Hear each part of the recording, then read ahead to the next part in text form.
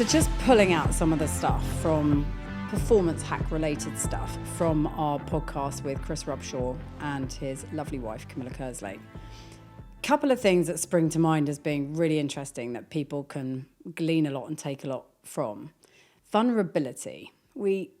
This is such a regular theme of our pods, performance people talking about their vulnerabilities and moments where it's been tricky for them to deal with a particular situation. They've had to overcome it.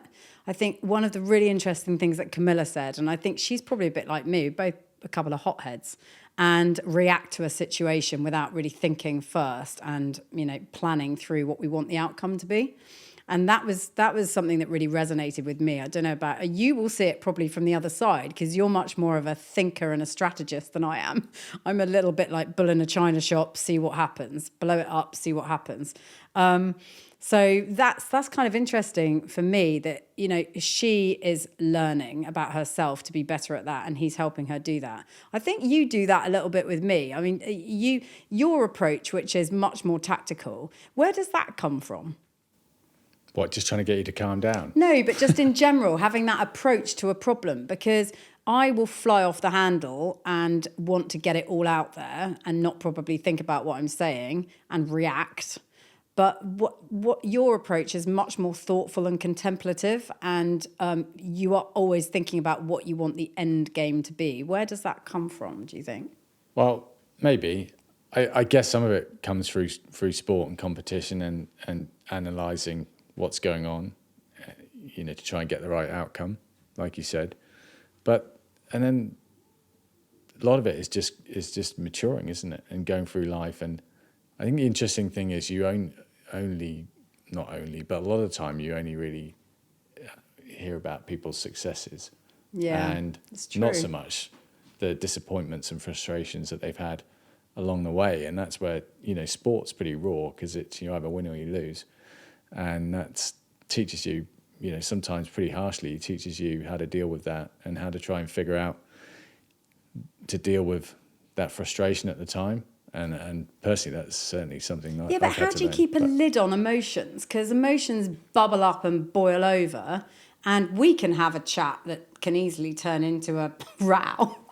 But how do you deal with it in more of a professional sense? It's different if it's between two people in the household, but in a professional sense, how do you stop marching into that office and having a complete almighty shouting match with somebody as opposed to a much more constructive conversation which gets you to a better place?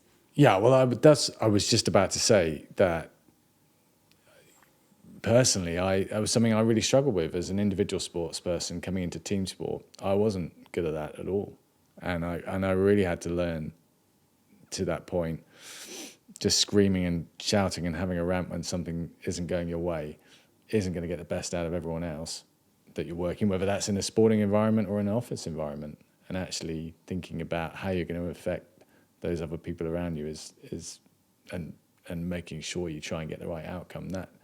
That's what kind of forces you, I think, to take a slightly different approach. Yeah, Chris was interesting on that, wasn't he? He said that when he returned as a captain the second time round, he was far different to how he'd been the first time. Yeah. Because the first time you are a bit like a stick, kind of, come on, behave like this, you can't drink, you can't do that, you can't go out, very disciplined sort of approach, which doesn't always work for everyone. I mean, if you watch that brilliant documentary, The Last Dance, and you look at, how Phil Jackson dealt with Dennis Rodman, you can't tell Dennis Rodman not to go out in Vegas and muck around with a load of God knows what, can you? I mean, he's just going to do what he wants to go and do, but he'll turn up on match day and he'll do what he needs to do, and that's the guy he is. Yeah. So how do you sort of embrace these other personalities in your team? I mean, you know that you've got that. You've got a whole bunch of different personalities that need different interactions. Yeah, and all sports are different, and it takes different types of leadership depending on the teams. But definitely as a leader, I think the point Chris was making, like you say, is that he started out and maybe he thought it was all about what he did. And actually, the more you go through it, you figure out, actually, it's not really about what you do. It's more about what the others are doing and helping them to be the best they can be and to support the team and get the best out of everyone else is really the key to strong leadership. And also, like, how cool is it, that wolf pack analogy? I'd not really heard that before, but it's absolutely true how the animal kingdom sort of relates to looking after its own. And if you think of the idea of how that works, it's a bit like a peloton, isn't it, in cycling? I was thinking about that today, you know, the idea of this domestique and actually the lead cyclist. It's sort of doing something collectively as a team, and knowing how to sort of pull and lever those different personalities and what you've got to do to sort of back up everybody, and also being a role model to those younger people. Because, you know, now in the twilight days of your career, how important it is, though, how much does it matter to you that you've got young people coming through that are going to take that on and do something really great moving forward? They've been able to learn lessons of the past.